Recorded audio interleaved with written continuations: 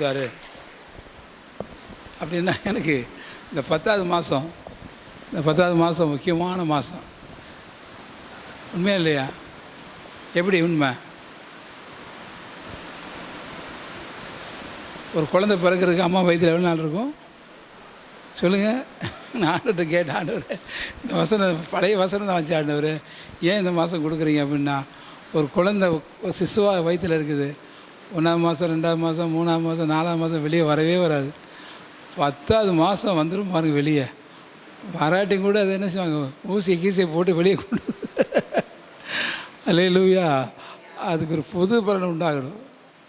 அந்த குட்டி செல்லம் வயிற்றில் இருக்கிறது புது பலத்தோடு வெளியே வரும். அது வந்தால் எவ்வளோ பெரிய சந்தோஷம் அல்ல சொல்லுங்கள் எல்லாரும்.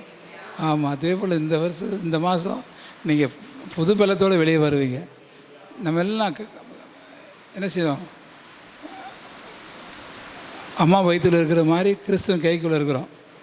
அப்போ கிறிஸ்து உங்களில் உருவாகும் அளவும் நான் மறுபடியும் கற்ப வேதனைப்படுகிறேன். யார் சொன்னது? ஆமாம், கற்ப வேதனைப்படுறார் ஆண்டவர். நீங்கள் நானும் உருவாகி வெளியே வர்றதுக்கு நீங்கள் உருவாகணும். அதுதான் இந்த 10வது மாதம் ஆண்டவர் வந்து இந்த வசனத்தை கொடுத்துக்கிறார். அல்லேலூயா. நீங்கள் அரை மாதம் குறை மாதமாக பிறந்துடக்கூடாது. நிறைய பேர் உட்காந்துருக்குறீங்க அரை மாதம் குறை மாதம், உங்களால் ஒரு பிரயோஜனம் இல்லை. அல்லேலூயா சொல்லுங்கள் எல்லாரும். ஆமாம், இது குறை மாதம் குழந்தை சார், அதுதான் இப்படி தான் இருக்கும் அப்படின்னு சொல்கிறாங்க அம்மாமார். இது 8 மாதத்துலேயே பிறந்துச்சு சொல்கிறாங்க இல்லையா? இது முழு மாதம் பிறந்தது நல்லா இருக்குமே வேணும். அப்போ 10 மாதம் நிறைஞ்சு அந்த குழந்தை வெளியே வந்தால் நல்ல ஸ்ட்ரென்த்தாக இருக்கும். அல்லேலூயா, நல்ல பலனாக இருக்கும், நல்ல ஆசவமாக இருக்கும். அதே மாதிரி நீங்கள் நானும் இந்த மாதம் வந்து நல்ல புது பலத்தோடு நல்ல முழு வளர்ச்சி அடைஞ்சு, முழு வளர்ச்சி கை காலெலாம் நல்லா வளர்ந்து, நல்லா கை கால் தலையில் நல்லா வளர்ந்து, நல்லா கண்ணில் நல்லா ஆகி, நல்ல கால்கள் நல்லா திடமாகி, அப்படியே புது பலத்தோடு கூட நீங்கள் வெளியே வர்றது தான் இந்த வாக்குத்தத்தத்தை இயேசு கொடுத்துக்கிறாரு. இது நல்ல வசனம். மறுபடியும் வசனத்தை வாசிங்க.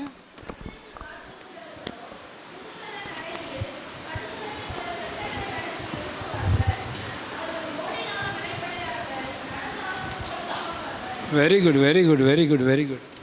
அப்போ கர்த்தருக்கு காத்திருக்கிறவர்கள் நல்ல புது பலன் அடைவார்கள். நம்ம காத்திருக்காமல் எதையுமே செய்யக்கூடாது. ஆண்டவர் மேலே போய் காத்திருங்கிறார். காத்திரு நிறைய இடத்துல காத்திருக்கிறவர்களுக்கு தான் தேவன் அந்த கிருபையை தருவார். எப்படி காத்திருக்கிறது? நிறைய பேர் முறுமுறுப்போடு காத்திருக்கிறாங்க. அப்போ குறை சொல்லிட்டு காத்திருப்பாங்க, புலம்பிட்டு காத்திருப்பாங்க. அப்படி இல்லை, ஆண்டவர் ஸ்தோத்திரத்தோடு காத்திருக்க சொல்கிறார். அல்லேலூயா. நீங்கள் நானும் ஸ்தோத்திரத்தோடு காத்திருக்காமல் பொறுமை இழந்து போய் ஏடா கூடம் ஏதாவது செஞ்சு கடத்தில் எல்லா ஆசீர்வாதத்தை இழந்து போகிறவங்க நிறைய பேர் இருக்காங்க. அப்போ பொறுமை இழந்துடக்கூடாது. நான் காத்திருப்பேன், அதான் ஆண்டவருடைய கண்டிஷன். நீங்கள் நானும் காத்திருக்கணும். இப்போ நீங்கள் பரிசுத்தமாக்குறது நல்லது தான், உண்மையாக இருக்கிறது நல்லது தான், ஜெபம் பண்ணிகிட்டு இருக்கிறது நல்லது தான். ஆனால் காத்திருக்கிறோமா அப்படிங்கிறோம். வெயிட் அண்ட் சி, வெயிட் பண்ணு. இப்போ நிறைய பேர் பஸ்ஸுக்கு காத்திருக்கிறது இல்லை, ட்ரெயினுக்கு காத்திருக்கிறது இல்லை, விமானத்தில் போகிறதுக்கு காத்திருக்கிறது இல்லை. எல்லாத்துலையும் அவசரம் கொடுக்க. இப்போ அம்மா சொல்லுவாங்க, என்ன அவசரம் கொடுக்க, கொஞ்சம் நேரம் போய் வெயிட் பண்ணிட்டுனா எவ்வளோ நல்லதுக்கடா, ஏன்டா இப்படி வந்துட்ட, நிறைய காரியங்கள். அல்லேலூயா சொல்லுங்கள். அவசரப்படக்கூடாது. அவசரப்பட்டோம்னா நமக்கு சேதம்தான். அவசரப்பட்டால் நமக்கு ஆபத்து தான். அவசரப்பட்டால் எல்லாத்தையும் நம்ம இழந்து போயிடுவோம். சோறு வேகுதான், வீட்டில் போய் அம்மாட்ட சண்டை போடக்கூடாது. அவசரம் சோறை போடு, அது பாதி வந்து வேகாமல் அம்மா சோறை போட்டு கொடுத்துருவாங்க. யாருக்கு நல்லது? நமக்கு நல்லதா? பாதி வெந்து வேகாமல் சாப்பிட்டா, கறி மீனெல்லாம் பாதி வெந்து வேகாமல் சாப்பிட்டா வயிற்றால் போய் கிடக்க வேண்டியதா? அல்லேலூயா. நல்ல சொல்லுங்கள். ஆமாம், நல்லா வெயிட் பண்ணணும். அம்மா சொன்ன பொருடா, ஆற பொறுத்தது ஆக்க பொறுத்தது. நல்லா சொல்லுங்கள். ஆக்க பொறுத்தது. ஆக்க பொறுக்கிறது ஆற பொறுக்கிறது இல்லை. கொஞ்சம் ஆறி சாப்பிட்றான்னா லவக்கு சாப்பிட்டு பாதி மென்னும் வேணாமல். ஐயோ கடவுளை, எத்தனை பேருக்கு வியாதி வர்றது பொறுமையாக இருந்து சாப்பிடாம, அவசரப்பட்டு சாப்பிட்டு பாதி வேக்காடு சாப்பிட்டு நிறைய பேருக்கு வியாதி. அல்லேலூயா. அல்லையிலே சொல்லுங்க எல்லோரும். அப்போ காத்திருந்து சாப்பிட்ணும். வெயிட் பண்ணு எல்லாம் சரி வெயிட் பண்ணு. ஒரு இலவச பொருள் கொடுக்குறாங்க. அந்த இலவச பொருள் கூட நம்ம என்ன செய்யணும், மிதித்து தள்ளிட்டு போய் சண்டை போட்டு கடைசியில் வாங்கி எத்தனையோ பேர் இறந்து போயிடுறாங்க, எத்தனையோ பேர் வீணாக போயிடுறாங்க. ஆனால் காத்திருந்தால் நமக்கு பொறுமையாக இருந்தால் அந்த பொருள் நமக்கு கிடைக்கும். அல்லையிலே சொல்லுங்க எல்லோரும். அது மாதிரி ஏசப்பா நம்ம காத்திருந்து மகனே நம்மளை கழுகு போல் பலமடை செய்கிறேன். அவர் சொல்கிற காரியம் ரொம்ப அருமையான காரியம். காக்கா மாதிரியா நீங்கள் பலனடையணும்? மேலே பறக்கிறது, காக்கா பறக்குது, குருவி பறக்குது, கழுகு பறக்குது, என்னென்னமோ பறக்குது. ஆனால் ஆண்டவர் ஒரு உதாரணம் சொல்கிறாருன்னா கழுகை போல் பலமடையணும். அல்லேலூயா. கழுகுக்கு வித்தியாசமான குணம், கழுகு வித்தியாசமான பலன். எல்லாத்தையும் காட்டிலும், குருவியை காட்டிலும், காக்கா காட்டிலும், பருந்து காட்டிலும், எல்லாத்தையும் காட்டிலும் கழுகுக்கு தான் ஆண்டவர் விசேஷ பலத்தை கொடுத்துக்கிறார். ஏன்னா இப்போ என்ன பலன் அது? அது எப்படி அதுக்கு மட்டும் புது பலன்? அதான் அதுக்கு ஏன் இப்படி கழுகு ஆண்டவர் ரொம்ப மேனம் பாராட்டுறாரு சொல்லுங்கள். காக்கா மாதிரி பலன் அடைய மாதிரி சொல்ல மாட்டாரா? காக்கா மாதிரி, குருவு மாதிரி, குயில் மாதிரி, மயில் மாதிரி. அது குயிலெலாம் அழகாக கூவுதில்ல, மயிலெலாம் அழகாக இருக்குல்ல. இல்லை, ஆண்டவருக்கு இன்னும் கழுகை போய் படுத்து எடுத்துட்டாரு. ஏன் சொல்லுங்கள். நீங்கள் நானும் கழுகு மாதிரி மாறணும். இப்போ கழுகு கண்ணை வச்சுட்டு உட்காந்துருக்குறோம் நிறைய பேர். கழுகு கண், ஆந்த கண். அந்த கழுகு என்ன செய்யுது? அது வயசே ஆகாது. அது வயசே ஆகாது. காக்காவுக்கு, குருவிக்கு, பருந்துக்கு, ஆந்தைக்கு எல்லாத்துக்கும் வயசாயிரும்.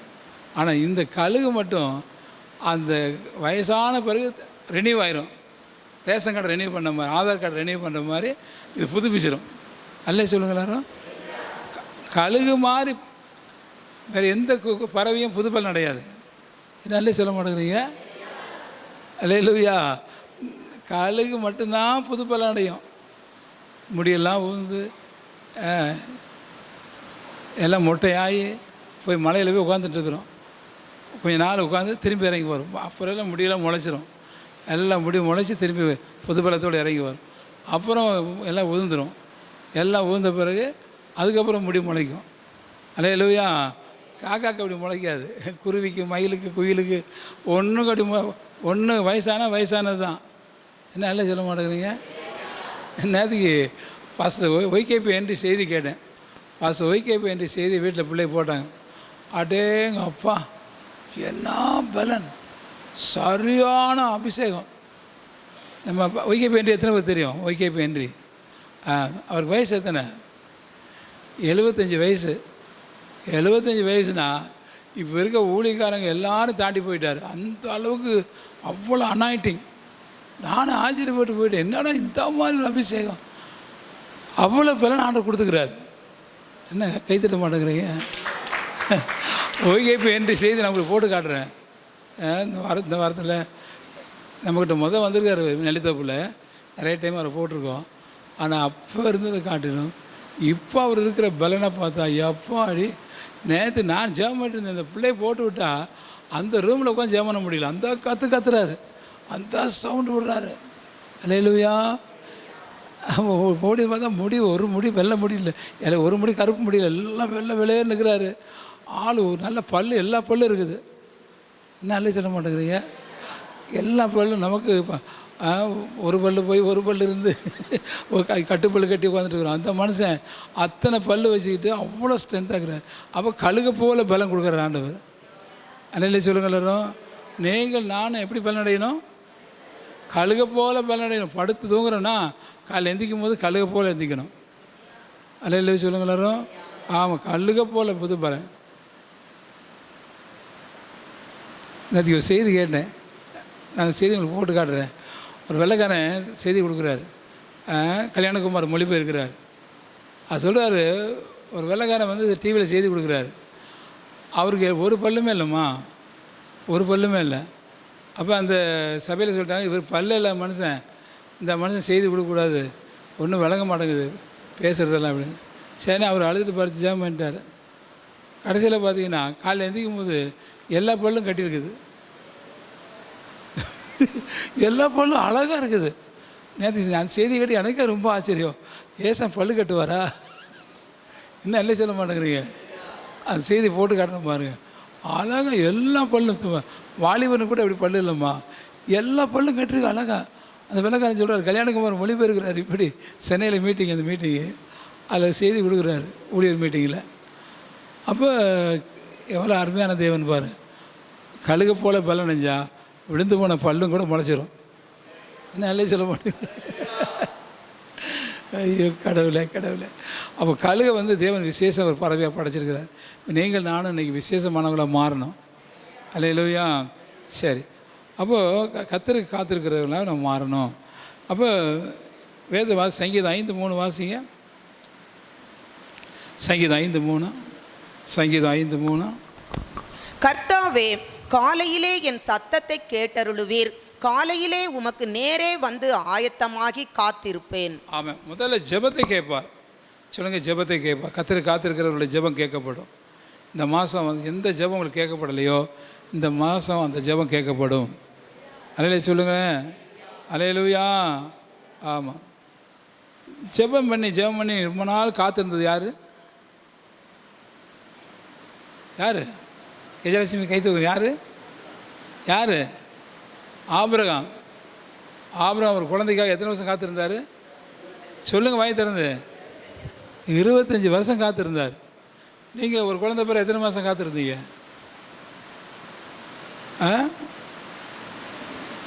சொல்லுங்கம்மா.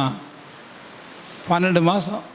அதுக்கே முக்கி தக்கி வாந்தி எடுத்து முட்டி மோதி அது படாத பாடுபட்டு அந்த குழந்தைய பெற்றுறோம். குழந்தை உண்டாகலைன்னா அதுக்கு 1008 ட்ரீட்மெண்ட்டு. அந்த டாக்டர்கிட்ட போகிறது, இந்த டாக்டர் போகிறது, கருக்கூடலை. உண்மையாக இல்லை சொல்லுங்கள். இப்போ நம்ம எங்கிட்ட ஜெபமான ஒரு சிஸ்டர் 3-4 நர்ஸுமார் வர்றாங்க. அவங்க எங்கே வேலை செய்கிறாங்கன்னா, இந்த செயற்கையில் கருக்கு விடுற அந்த மருத்துவமனை, அது என்ன பேர்? இங்கே இருக்குது, மூலக்குளம் போகிற வழியில். ஆமாம். என்னென்னா, நம்ம சிஸ்டமாக இருக்குது, குழந்தை சீக்கிரம் உண்டாகணும். ஆனால் இவர் என்ன பண்ணார்? 25 வருஷம் காத்திருக்கிறாரு. நல்ல சொல்லுங்கிறாரும். 25 வருஷம் காத்திருக்கார் ஆபிரகாம். கடைசியில் அழகான ஒரு ஈசாக்கு பிறக்கிறாரு. அல்ல சொல்லுங்க எல்லாரும். அல்லேலூயா. நீங்களும் கவலைப்படாதீங்க.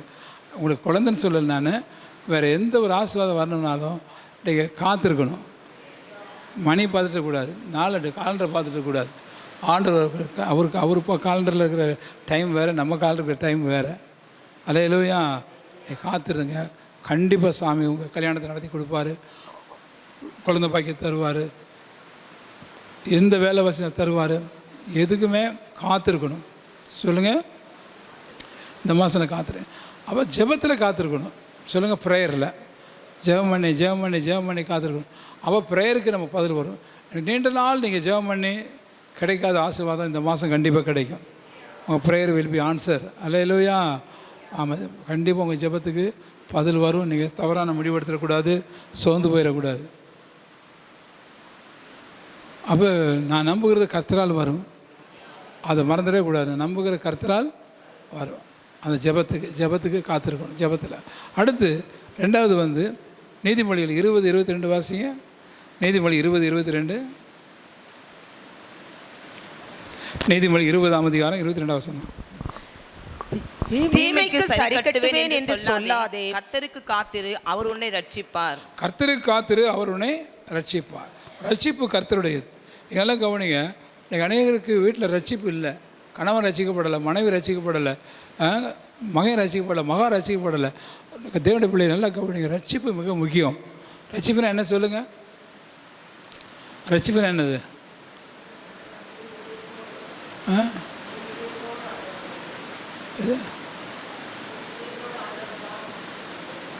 சத்தம் சொல்லுங்கள். இப்போ நீங்கள் ரசிக்கப்பட்டிருக்கீங்களா அப்படின்னா என்ன அர்த்தம்? இப்போ ரோசி நீங்கள் ரசிக்கப்பட்டியாமா அப்படின்னு பிரதர் ஜானுசி கேட்குறாரு. ஏன் கேட்குறாரு? ரசிக்கப்பட்ட மாதிரி நடக்கலை, ரசிக்கப்பட்ட மாதிரி வாழ்க்கை இல்லை. அப்புறம் ரட்சிப்புனா என்ன? கிறிஸ்தவங்களும் ஆகிட்டாங்க, கையில் பைபிள் இருக்குது, பைபிள் ஜெபிக்கிறாங்க, எல்லாம் செய்கிறாங்க. ரட்சிப்பு என்னது சொல்லுங்கள்? ரட்சிப்புனா என்ன? ஒரு பொருள் இருக்குது வச்சுங்க. அப்போ ஒரு கப்பல் வருது, அந்த கப்பலில் ஒரு 100 டன் கோதுமை வருது. பாண்டிச்சேரி கப்பல் வந்துச்சு, 100 டன் கோதுமையோடு நிற்குது. இப்போ நம்ம போகிறோம், தவறி ஒரு சாவியை தண்ணிக்குள்ளே போட்டுறோம். அது மிதக்குமா முங்கிருமா? சொல்லுங்கள், முங்குமா மிதக்குமா? சொல்லுங்கள். முங்கிடும். சாவி ஒரு குண்டூசி தண்ணியில் போயிடும், போகாதா? இது 100 டன் கோதுமை வச்சுட்டு இந்த கப்பல் நிற்கிது, தண்ணியில் மிதக்குது. ஏன் முங்கலை? ஏன் முங்கலை? இப்போ 100 டன் வெயிட் அதிகமா, குண்டூசி வெயிட் அதிகமா? என்னடா இது, எதுவுமே வெயிட் அதிகம்? 100 டன் கோதுமை வெயிட் அதிகம், குண்டூசி சரி. ஏன் அது முங்கலை?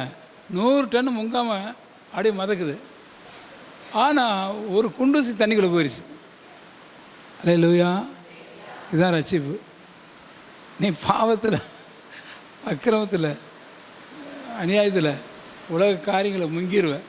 ரசிக்கப்படலைன்னா, ரசிக்கப்பட்டனா மிதப்ப கீழே இருக்கும். பாவம், அக்கிரமம், இதெல்லாம் கீழே இருக்கும், நீங்கள் மிதப்பீங்க. அல்லேலூயா. உங்களை எதுவும் மூழ்கடிக்க முடியாது. எந்த காசோ பணமோ எந்த பாவமோ சாவமோ உங்களை கொண்டு போக முடியாது. ரசிக்கப்பட்டவன் தான். அல்ல சொல்லுங்க எல்லாரும். டக்குன்னு கோவப்படுறது, டக்குன்னு அப்படி பண்ணுறது, அதை பண்ணுறது, இதை பண்ணுறது, நிறைய நம்ம நிறைய சொல்லுவோம். ஐயோ, ஒரு அப்படியே கவலையில் மூழ்கிட்டா இருப்பான். கவலையில் அப்போ நீ ரசிக்கப்படணும்னு அர்த்தம். கவலையில் மூழ்கிட்டேன். ஆண்டவர் சொல்ல, அவர் உன்னை விசாரிக்கிற பாரத்தை என்மேல் வைத்து விடு. ஆண்டவர் பாரம் சுமக்கிறார், நான் மூழ்க மாட்டேன், நான் ரசிக்கப்பட்டிருக்கிறேன். அல்லையில சொல்லுங்க எல்லாரும். அல்லேலூயா. அப்போ உலகம், மாமிசம், பிசாசு அவனை அதுக்கு ஒன்றுமே செய்ய முடியாது. அந்த ரட்சிப்பு யாருக்கு? கர்த்தர் காத்திருக்கிறவர்களுக்கு. சொல்லுங்கள், கர்த்தருக்கு. ஆமாம், நீங்கள் காத்திருந்தீங்கன்னா உங்கள் வீட்டுக்காரர் ரசிக்கப்படுவார், உங்கள் பங்கு ரசிக்கப்படுவான், எல்லாம் ரசிக்கப்பட்டுருவாங்க. அது நாளாகும். இப்போ ஜார்ஜ் முல்லர்லாம் பார்த்திங்கன்னா 3 நண்பர்களுக்காக ஜெபம் எடுக்கிறாரு. ஜெபம் பண்ணும்போது ஒருத்தர் சீக்கிரம் ரசிக்கப்பட்டார், ஒருத்தர் வந்து ஒரு 5-6 வருஷம் ஆச்சு. ஒருத்தர் வந்து ரசிக்கப்படவே இல்லை. அவர் வந்து ஜார்ஜ் முல்லர், அவர் வயசாகி 50 வயசாக இறந்துட்டார். இறந்த அப்போ ரசிக்கப்படுறாரு. அந்த கல்லறையில் வந்து அழுகிறார். டே ஜார்ஜ் முல்லர், எனக்காக நீ ஜெபிச்சியே, நீ இறந்துட்டியே, நீ எனக்காக ஜெபிக்க யாருமே இல்லைடா அப்படின்ட்டு சொல்லி அந்த 10,000 அநாத குழந்தைகளை வளர்த்தவர் ஜார்ஜ் முல்லர். அல்லையில சொல்லுங்களாரும். ஜார்ஜ் முல்லர் அவர் நண்பர்கள் வந்து அந்த கடைசி நண்பனை ரட்சிப்புகளை வழிநடத்துகிறாரு. அதை பார்க்க முடியல அவரால். ஆனால் இறந்து போன பிறகும் அந்த நண்பன் ரசிக்கப்படுறாரு. நீங்கள் நானும் இன்றைக்கி நேருக்கு ஜெபம் பண்ணுறோம். அவங்க ரசிக்கப்படலை, இல்லை மகன் ரசிக்கப்படலை, அண்ணன் ரசிக்கப்படலை, அப்பா ரசிக்கப்படணும் சொல்கிறோம். ஆனால் ஒரு நாள் அவங்க ரசிக்கப்படுவாங்க. அல்லேலூயா. அதனால் நீங்கள் வந்து கர்த்தர் காத்திருந்து நீங்கள் ரட்சிப்பை பெற்றுக்கொள்ளணும், உங்கள் வீட்டார் பெற்றுக்கொள்ளணும். சரியா? அதான் ஆண்டு சொல், கர்த்தரா இயேசு கிறிஸ்து விசுவாசி நீயும் வீட்டாரும். சொல்லுங்கள், வீட்டாரும். வீட்டார் நிறைய பேர் வீடு ரசிக்கப்படவே இல்லை, அவங்க மட்டும்தான் ரசிக்கப்பட்டிருக்காங்க. இப்போ நம்ம சபைக்கு ஒரு சிலர் வந்துட்டு இருக்காங்க, அவங்க மட்டும்தான் ரசிக்கப்பட்டிருக்காங்க, அவங்க வீட்டார் ரசிக்கப்படவே இல்லை. அப்போ வசனம் பொய்யாகுமா? பொய்யாகாது. ஆண்டவர் நீ விசுவாசி, அப்போ நீயும் உன் வீட்டாரும். Very good. 3வது வாசிங்க. 3வது ஏசாயா 49:23 வாசிங்க. ஏசாயா 49:23 சீக்கிரம் வாசிங்க. ராஜாக்கள் உன்னை வளர்க்கும் தந்தைகளும் அவருடைய நாயகிகளும் உன் கைத்தாய்மாய் இருப்பார்கள். தரையிலே முன்குப்புற விழுந்து உன்னை பணிந்து உன் கால்களின் தூளை நக்குவார்கள். நான் கர்த்தர், எனக்கு காத்திருக்கள் வெட்கப்பட்டு போவதில்லை. Very good. நான் கர்த்தர், எனக்கு காத்திருக்கிறவர்கள் வெட்கப்பட்டு போவதில்லை. நீங்கள் போன மாதம் 9 மாதம் நீங்கள் வெட்கப்பட்டிருப்பீங்க. பல இடங்களில், பல சூழ்நிலைகளில், வீட்டுக்குள்ளே, வெளியில், வேலை செய்ய இடத்துல வெட்கப்பட்டிருப்பீங்க. ஆனால் இந்த மாதம் தேவன் சொல்கிறாரு, எனக்கு காத்திரு மகனே, நீ காத்திருந்தா நீ வெட்கப்பட்டு போக மாட்டே. அல்லேலூயா. பாட்டு மட்டும் பாடுறோம். வெட்கப்பட்டு போவதில்லை என் மகனே, நீ வெட்கப்பட்டு போவதில்லை. அழகாக பாடுறோம். ஆனால் கர்த்தருக்கு காத்திருக்கணும். சொல்லுங்கள், கர்த்தருக்கு. ஆமாம், கர்த்தருக்கு காத்திருந்தா நீங்கள் நிச்சயம் வெட்கப்பட்டு போக மாட்டீங்க.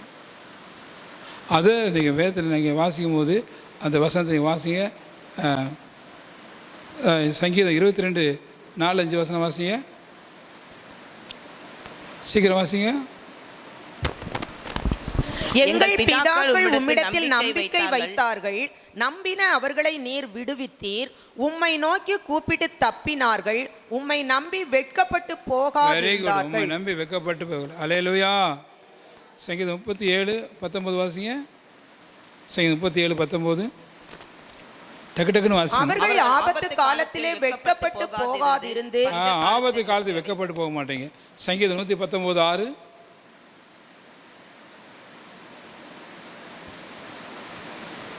சங்கீதம் 119:6 நான் உம்முடைய கற்பனைகளை எல்லாம் கண்ணோக்கும் போது வெட்கப்பட்டு போவதில்லை. வெட்கப்பட்டு போகுது. நல்லா கவனிங்க. நீங்கள் வெட்கப்படக்கூடாதுன்னு ஆண்டு விரும்புகிறார்.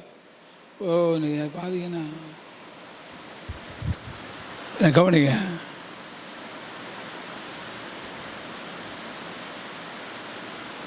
இந்த விஜய் நடிகர் வெட்கப்பட்டு 41 பேர் இறந்துட்டாங்களா, இவர் வெட்கப்பட்டு போயிட்டாங்கன்னு அவங்க ரசிகர்கள்லாம் அவன் தற்கொலை பண்ணி தூக்கு போட்டு செத்துட்டுருக்குறாங்க. இவர் நேற்று பேட்டி கொடுக்குறாரு, வெட்கப்பட்டு அப்படியே சோர்ந்து போய், என் வாழ்க்கையில் இது மாதிரி நடந்தது இல்லையா.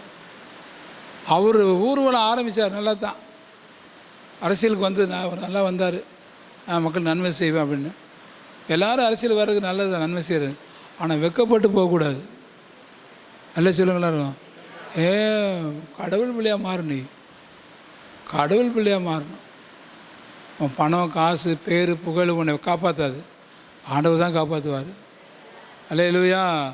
நல்லா கவனிங்க. உன்னை படிப்பு நம்மளை காப்பாற்றாது, ஆண்டவர் காப்பாற்றுவார். அப்போ நம்ம வெட்கப்பட்டு போகக்கூடாது. வெட்கப்பட்டுட்டீங்க, அந்த பக்கம் திரும்ப போக முடியாது, தலை காட்ட முடியாது. அல்லேலூயா. எனக்கு அதுதான் பெரிய பாரம். நம்ம விசுவாசியை யாரும் வெட்கப்பட்டு போகக்கூடாது. கடங்காரன்கிட்ட வெட்கப்பட்டு போகக்கூடாது. கடங்காரன் வந்து நிற்பான். இப்போ 9 மாதம் நம்ம நிறைய கடன்லாம் வட்டி கட்டியிருப்பீங்க. இந்த 10வது மாதம் வீட்டு வாசல் நிற்பான் வந்து, ஏன் கொடு, வட்டி கொடு, அதை கொடு. அப்போ நீங்கள் இல்லைன்னா மானம் கெட்டு பேசிடுவான். பக்கத்து வீட்டுக்காரன், எதிர் வீட்டுக்காரன் முன்னால் வெட்கப்பட்டுருவீங்க.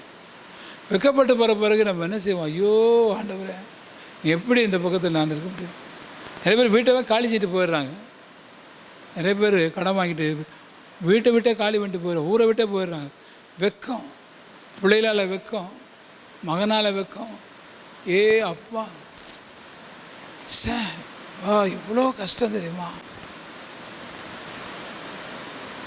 அதெல்லாம் உங்களுக்கு தெரியும் நல்லா. அதனால் நீங்கள் வெட்கப்பட்டு போகாமல் இருக்கணும்னா ஏசப்பா காத்திருக்கணும். அல்லேலூயா. அவர் நிச்சயம் உங்களை கைவிட மாட்டார். அடுத்த வாசிங்க. சங்கீதம் 33:18-19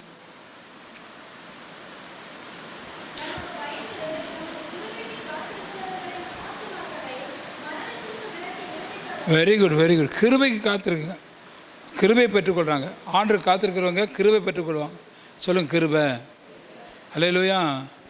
ஆமாம், கிருபை இதே, தேவ கிருபை தாங்கி நடத்தியதே, இயேசுவிலே பொன்னேசரிலே அகமகிழ்ந்தே நான் ஆனந்திப்பேன்.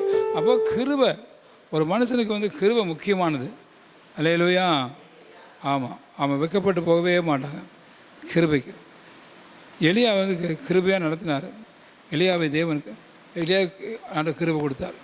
காகத்து மூலமாக சாப்பாடு கொடுத்து, 2 சாரிபாத்து விதவை மூலமாக, 3வது தேவதூதன் மூலமாக. சொல்லுங்கள், முதல் யார் மூலமாக? காக்கா மூலமாக. 2வது யார்? விதவை மூலமாக, சாரிபாத்து விதவை மூலமாக. 3வது தேவதூதன் மூலமாக. அப்பத்தையும் சுட அப்பத்தையும் தண்ணி கொண்டு வந்து எலியா பக்கத்தில் வச்சுட்டு போயிட்டார். அல்லேலூயா. வெட்கப்பட்டு போகவே இல்லை. அப்போது கிருபை கொடுத்தார். கிருபை அதெல்லாம் எந்த பிரயாசம் இல்லை.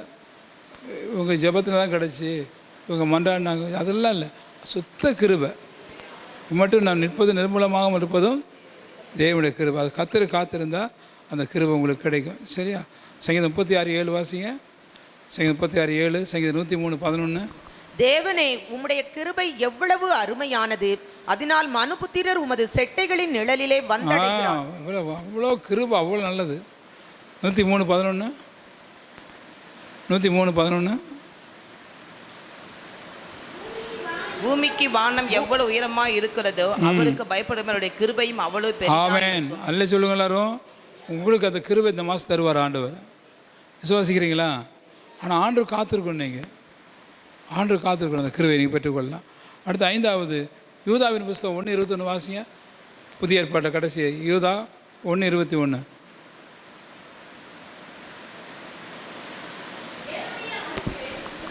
தேவனுடைய அன்பிலே உங்களை காத்துக்கொண்டு நித்திய ஜீவனுக்கு ஏதுவாக நம்முடைய கர்த்தராகிய இயேசு கிறிஸ்துவினுடைய இரக்கத்தை பெற காத்திருங்கள். அல்லேலூயா. கைத்தட்டுங்க உச்சாமா, கைத்தட்டுங்க. இரக்கம், இரக்கம். நீ ஆண்டவர் காத்திருந்தனா இரக்கம் கிடைக்கும். என்ன சொல்ல மாட்டேங்கிறீங்க? இரக்கம், இரக்கம். அப்பா கண்களில் நமக்கு இரக்கம் கிடைக்கணும். பைபிளில் ஒருத்தர் மேலே ஆண்டவர் ரொம்ப இறக்கப்பட்டார். யார் மேலே சொல்லுங்கள்? ரொம்ப காத்திருந்து யார் இரக்கத்தை பெற்றுக்கொண்டாங்க? சொல்லுங்கள். பெதஸ்தா, இரக்கத்தின் வீடு. 38 வருஷமாக கடந்தவன் சுகமே ஆகலை, சுகமே ஆகலை. ஆண்டவர் இறக்கப்பட்டார். அல்லேலூயா. ஆமாம், இரக்கம். அந்த இரக்கத்தினால தான் அவனுக்கு சுகம் கிடைச்சி. இப்போ நம்ம மேலே தேவன் இறக்கப்பட்டார்னா நம்ம கண்டிப்பாக சுகம் கிடைக்கும். அப்போ இரக்கம் கிடைக்கிறது காத்திருக்கணும். 1 வருஷமா, 2 வருஷமா, 5 வருஷம், 10 வருஷம், 15 வருஷம், 20 வருஷம், 30 வருஷம், 38 வருஷம் ஆச்சு. அத்தனை வருஷம் அந்த மனுஷன் அந்த பெதஸ்தா கொடுத்துறதுக்கு காத்து. அதான் அந்த பெதஸ்தாக்கு என்ன பேர்? இரக்கத்தின் வீடு. House of mercy, house of mercy, இரக்கத்தின் வீடு. ஐயோ எப்பா, அந்த இரக்கத்துக்கு ஈடே இல்லைம்மா. அந்த இரக்கம் அவ்வளோ முக்கியமானது. பைபிளில் போட்டு இறங்கி கடன் கொடுத்து நார்த்து நியாயமாக நடத்துகிறவன் பாக்கியவான். இரக்கம், இரக்கம். ஆண்டவர் இறக்கப்பட்டார்னா அதுக்கு மீறி ஒன்றுமே இல்லை. உங்களுக்கு இரக்கம் கிடச்சிச்சின்னா அது மாதிரி ஒன்றுமே இல்லை. நீங்கள் பாவியாக இருக்கலாம், நீங்கள் அப்படி இப்படி எல்லாமே உண்மைதான். ஆனால் அவர் கண்களில் இரக்கம் கிடைக்குதா? இரக்கம் கிடைக்குதா நம்ம குடும்பத்துக்கு, நமக்கு? அல்லேலூயா. இந்த மாதம் நமக்கு இரக்கம் கிடைக்கும். பெதஸ்தாவாக நம்ம சபை மாறணும், நம்ம வீடு மாறணும். அல்லேலூயா. நம்ம வீடு மாறணும். ஏசப்பா கண்களில் இரக்கம் கிடைக்கணும். அப்போ நீங்கள் பாக்கியவான்கு தான், நீங்கள் பாக்கியவதி தான்.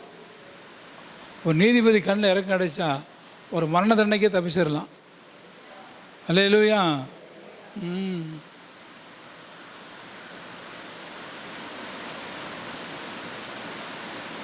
இந்த சார்லி கட்டு 31 வயசு அந்த வெள்ளக்கார ஊழிகாரனை சுட்டு கொண்டுட்டான். உலகமே கொதிக்குது. அப்படியே தப்பாவி இப்படி சுட்டு கொண்டானே என்ன பயங்கரம். நீங்கள் பார்த்தீங்கல்ல, சார்லி கட்டு நல்ல அருமையான ஒரு சுவிசேஷகர், சத்தியத்தை சத்தியமாக அறிவர், நீதிமானவர். அவர் அந்த ஒரு 22 வயசு பையன் சுட்டு கொண்டுட்டான். எப்படி பயங்கரமாக அவனை ட்ரம்ப்லாம் சொல்லிட்டு அவனை மன்னிக்கிறதா? நீ வேணால் மன்னிக்கலாமா? அந்த பையன் நான் மன்னிக்கவும் மாட்டேன். அவனை என்ன பண்ணுறான் பாரு. ஆனால் இந்த பையன் பாவம் அந்த ரவுடி பையன், அந்த பையன் என்ன சொல்கிறதுக்கு, இந்த மோசமான பாவம் செய்கிறான். அந்த சிஸ்டர்கிட்ட போய் கேட்குறான், அந்த சார்லி கட்டோட மனைவிட்ட, என் மேலே இறக்கப்படுமா? இறக்கப்பட்டு நான் மன்னிச்சிருங்க, இறக்கப்பட்டு மன்னிச்சிருங்க. அதை அந்த அம்மா சொல்கிறாங்க, நான் இறங்கி என் புருஷனை சுட்டவனை மன்னிக்கிறேன். அல்லேலூயா. இறக்கம் தான் ஒரு மனுஷனை வாழ வைக்கும். எவ்வளோ ஒரு பாவியாக இருந்தால் கூட கர்த்தர் இறக்கப்படணும், மனுஷங்க இறக்கப்படணும், அதிகாரி அமைச்சர் இறக்கப்படணும், கணவன் மேலே மனைவி இறக்கப்படணும், மனைவி மேலே கணவன் இறக்கப்படணும், பெற்றோர் மேலே பிள்ளை இறக்கப்படணும். அல்லேலூயா. இறக்கம் இருந்தால் தான் ஆசீர்வாதம்.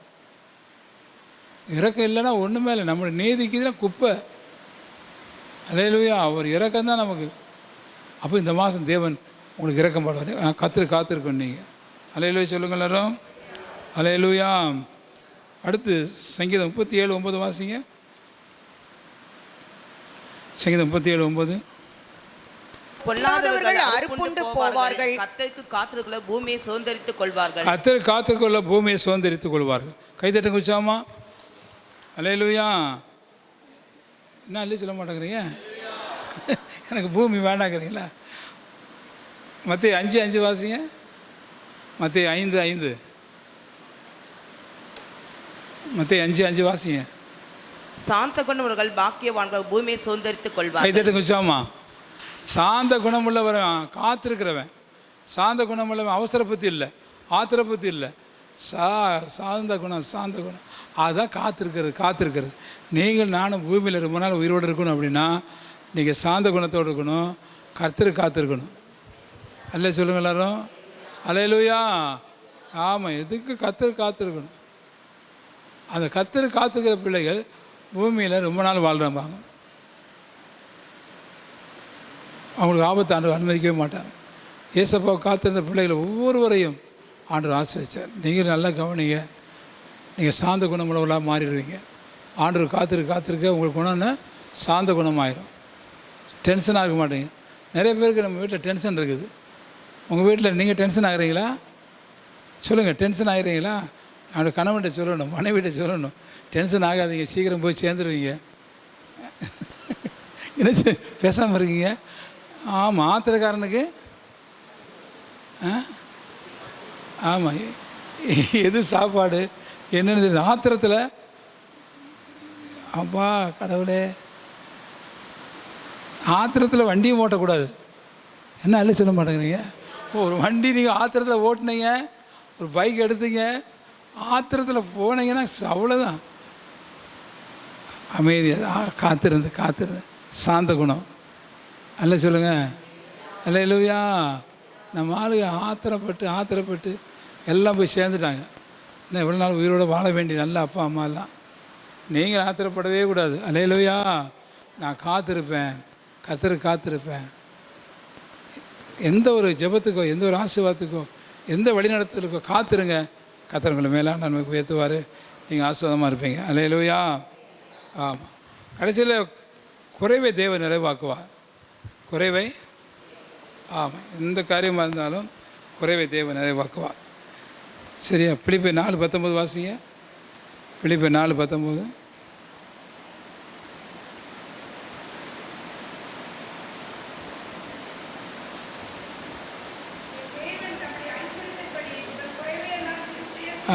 குறைவை எல்லாம் அவர் நிறைவாக்குவார். தானியேல் 7:18 வாசிங்க. தானியேல் 7:18. தானியேல் 7:18.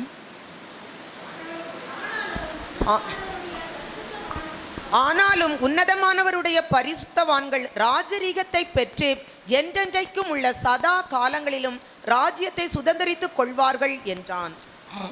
என்றென்றைக்கும் உள்ள சதா காலங்களிலும் ராஜ்யத்தை சுதந்திரித்துக் கொள்வார். தானியேல் புஸ்தகத்தில். அப்போ நம்ம வாழ்க்கையில் ஞானம் குறைவாக இருக்குது, புத்தி குறைவாக இருக்குது, அது தேவன் தருவார் நமக்கு. தானியேலுக்கு கொடுத்த ஆண்டவர் உங்களுக்கு கொடுப்பார். அல்லேலூயா. ஆமாம்.